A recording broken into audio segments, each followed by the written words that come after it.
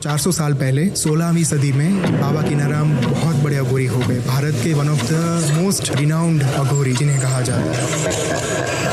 ओम स्वामी ने ना सिर्फ माँ ललिता महात्रिपुर सुंदरी के दर्शन किए, उन्होंने भगवान श्री कृष्ण के भी दर्शन किए, साक्षात इन अ फिजिकल फॉर्म। गायत्री मंत्र आई वॉन्ट इवन से कि एक बीज मंत्र है, लंबा मंत्र है। बिल्कुल। सबसे शॉर्ट समय में अगर कोई करने जाए गायत्री मंत्र तो कितना टाइम लग सकता है?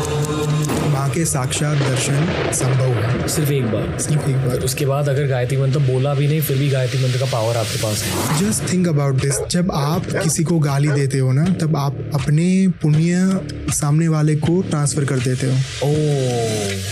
400 साल से एक धुनी जल रही है जो बुझी ही नहीं है, और ये कहा जाता है कि अगर वो बहुत आप कोई भी बीमारी में, तो आपकी बड़े से बड़ी बीमारी भी खत्म हो जाती है।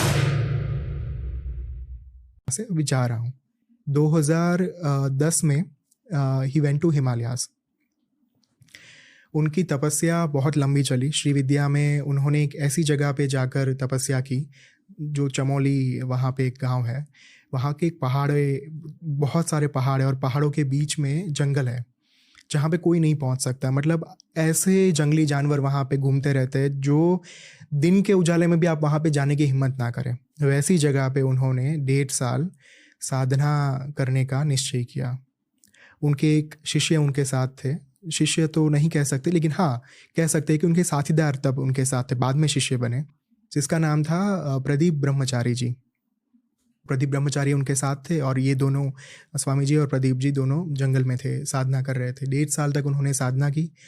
13 फरवरी 2011 उनको माँ के साक्षात्कार का अनुभव हुआ, का अनुभूति हुई।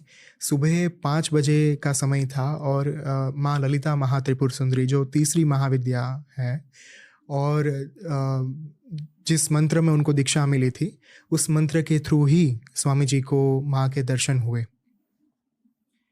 उनके बाद, दर्शन के बाद माँ के थ्रू ही उनको श्री कृष्ण भगवान के भी अनुभूति हुई, उनका भी साक्षात्कार हुआ। और 2012 में उन्होंने अपने आश्रम की स्थापना की, जो आश्रम आज की तारीख में हिमाचल प्रदेश में बद्रिका आश्रम में है। तो बद्रिका आश्रम में फिर बहुत सारी चीज़ें, मतलब 2014 में वहाँ पे ये जो हम आज छवि देख रहे हैं भगवान की, वे भगवान श्री हरि की छवि है। ये जो विग्रह है उनकी स्थापना हुई, उनकी प्राण प्रतिष्ठा हुई, कॉन्सेक्रेशन हुआ 2014 में, अप्रैल महीने में।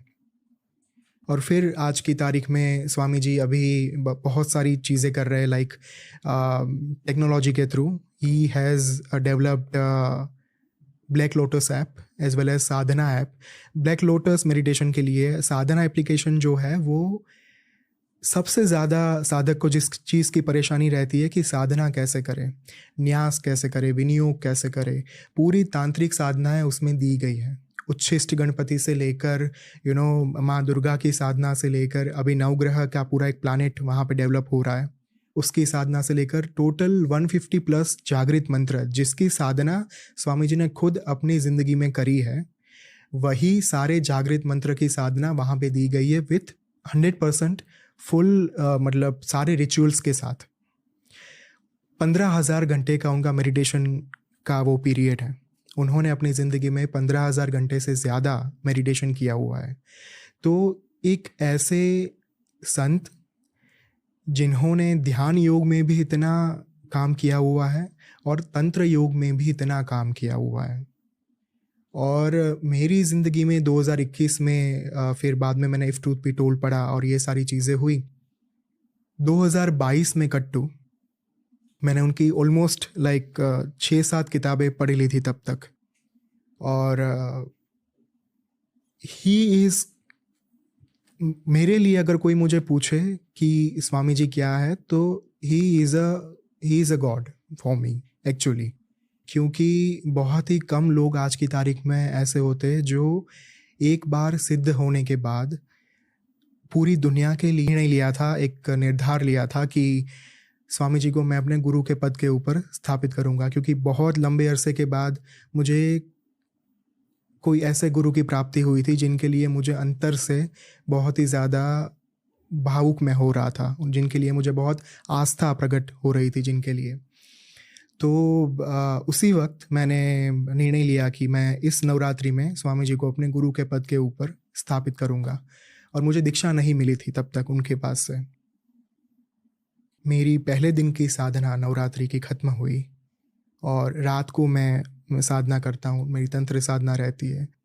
तो रात को अराउंड 1-1:30 बजे के आसपास मेरी साधना ख़त्म हुई और पूरी Navratri I was on the fruits. मैं सिर्फ फ्रूट और दूध के ऊपर ही वो नवरात्रि कर रहा था। फिर मैं सो गया। सुबह के शायद 4:30-5 बजे होंगे।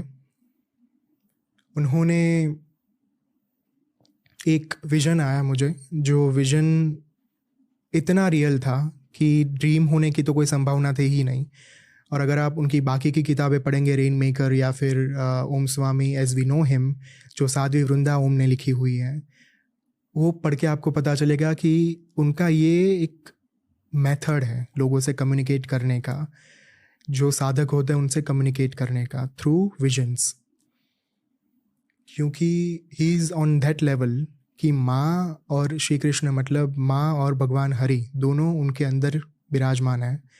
और बहुत सारे केसेस में एस्ट्रल ट्रैवल के भी केसेस लोगों ने बताए हुए हैं कि Swami ji can do astral travel. सुबह के 5 बजे थे। अचानक मेरी नींद उड़ी और मैं एक कमरे में था। पूरा अंधेरा छाया हुआ था उस कमरे के अंदर और स्वामी जी अपने सिंहासन के ऊपर बैठे हुए थे इन अ ब्लैक रोब, कंप्लीट ब्लैक रोब। और मैंने सिर्फ उनको प्रणाम किया, कुछ बोले बिना। उन्होंने मुझे अपने पास आने का संकेत दिया, कुछ बोले बिना। मैं उनके पास गया, उनके नीचे बैठ गया वहाँ पे पाँव के पास, और उनकी गोद में मैंने सर रख के सो गया। और फिर जैसे ही मैंने सर रखा उनकी गोद में, तुरंत it was a pitch black Cosmos, पूरा ब्रह्मांड मेरे सामने था। उस टाइम पे जब मैं उठा तब बजे थे 5:15, 5:15। यही टाइम था जिस टाइम पे स्वामी जी को 2011 में माँ के दर्शन हुए थे। तब जाकर मुझे ये रियलाइज़ हुआ कि मैंने जो संकल्प किया था कि मैं आपको गुरु के पद के ऊपर स्वीकार करता हूँ, शायद उन्होंने मेरी जो एक याचिका थी, मेरी जो अर्ज थी, वो स्वीकार कर ली है। और इस विजन के ज़रिए उन्होंने मुझे ये संकेत दिया कि हाँ, मैं आपको शिष्य के तौर पर स्वीकार करता हूँ। आई एम 110% श्योर कि आपने भी बहुत सारे ऐसे साधना करी है जो आम इंसान के लिए शायद बहुत मुश्किल होंगी। 2 सवाल। पहले वो अनुष्ठान के बारे में बात करना चाहूँगा। 24 लाख आपने कहा? 24 लाख। 24 लाख बार एक मंत्र का जाप करना पड़ता है। और गायत्री मंत्र, आई वॉन्ट इवन से कि एक बीज मंत्र है, लंबा मंत्र है, बिल्कुल 4 लाइन है। तो सबसे शॉर्ट समय में अगर कोई करने जाए गायत्री मंत्र तो कितना टाइम लग सकता है? दिन के अगर आप 7-8 घंटे बैठो तो 3 साल में या फिर 4 साल में हो सकता है।